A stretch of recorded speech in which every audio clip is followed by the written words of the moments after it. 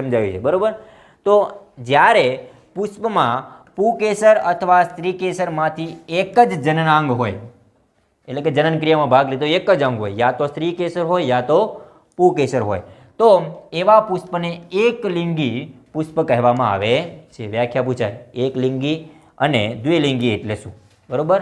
તો જે પુષ્પની અંદર પુકેસર અથવા સ્ત્રીકેસરમાંથી કોઈ પણ એક જ જનનાંગ હાજર હોય તો એવા પુષ્પને આપણે શું કહીએ છીએ? એકલિંગી પુષ્પ। ઉદાહરણ તરીકે પપૈયું અને તરબૂચ। પપૈયા અને તરબૂચના પુષ્પો કેવા હોય છે? એકલિંગી હોય છે। કેવા હોય છે? એકલિંગી। જ્યારે પુષ્પમાં પુકેસર અથવા સ્ત્રીકેસર બંને, અથવા તો શબ્દ નહીં, પુકેસર અને સ્ત્રીકેસર બંને, પુકેસર અને સ્ત્રીકેસર બંને જનનાંગ હાજર હોય તો તેવા પુષ્પને ઉભયલિંગી અથવા દ્વિલિંગી કહીએ છીએ। વ્યાખ્યા યાદ રહેશે, એકલિંગી પુષ્પ અને દ્વિલિંગી પુષ્પ, એના ઉદાહરણ પણ યાદ રાખજો ખાસ।